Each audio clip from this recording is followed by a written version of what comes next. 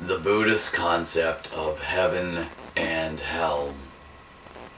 I've been asked this quite a lot because of my atheistic, Buddhistic views. That's right, it's a mix of both atheism and Buddhism, along with realism.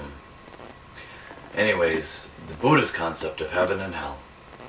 The wise man makes his own heaven, while the foolish man creates his own hell, here and hereafter. The Buddhist concept of heaven and hell is entirely different from that of other religions, philosophies, idealizations, etc. Buddhists do not accept that these places are eternal. It is unreasonable to condemn a man to eternal hell for his human weaknesses, but quite reasonable to give him every chance to develop himself from the Buddhist point of view. Those who go to hell can work themselves upward by making use of their merit that they had acquired previously. There are no locks on the gates of hell. Hell is a temporary place, and there is no reason for those beings to suffer there forever, because Buddhists aren't pieces of shit or assholes like the supposed God is.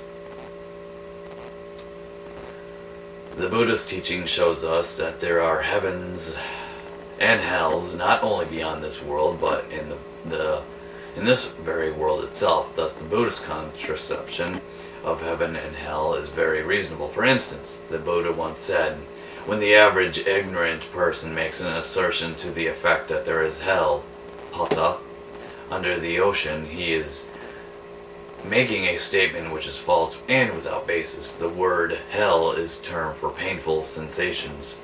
The idea of one particular ready-made place or a place created by God as heaven and hell is not acceptable to the Buddhist concept.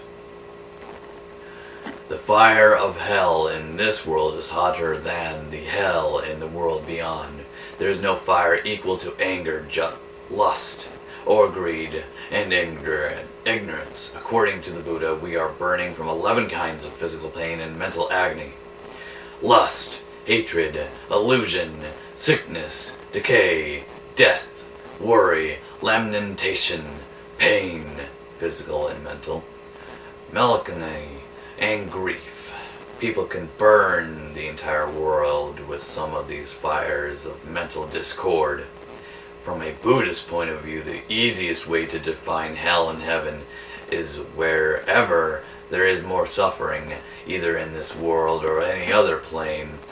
That place is a hell to those who suffer. And where there is more pleasure or happiness, either in this world or any other worldly existence, that place is a heaven to those who enjoy their worldly life in that particular place. However, as the human realm is a mixture of both pain and happiness, human beings experience both pain and happiness and will be able to realize the real nature of life. But in many other planes, existence inhabitants have less chance for this realization. In certain places there is more suffering than pleasure. In some other places there is more pleasure than suffering.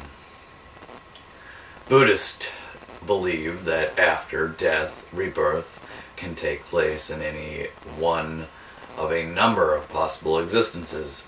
The future existence is conditioned by last thought moment a person experiences at the point of death. This last thought, which determines the next existence, results from the past action of a man either in this life or before that. Hence, the predominant thought reflects meritorious actions, when he will find his future existence in a happy state. But that state is temporary, and when it exhausts, a new life must begin all over again. Determined by another dominating karmic energy, this repetitious process goes on endlessly unless one arrives at right view and makes a firm resolve to follow the noble path which produces the ultimate happiness of Nibbana.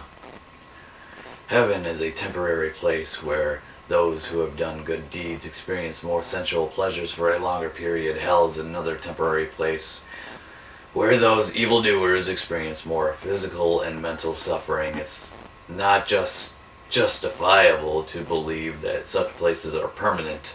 There is no God behind the scene of heaven and or hell.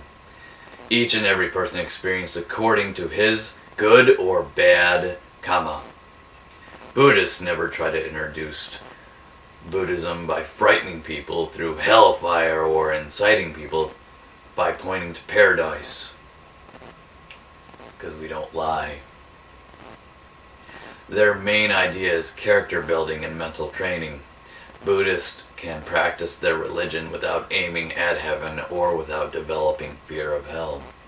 Because that's how genuine, sincere, and honest Buddhism is.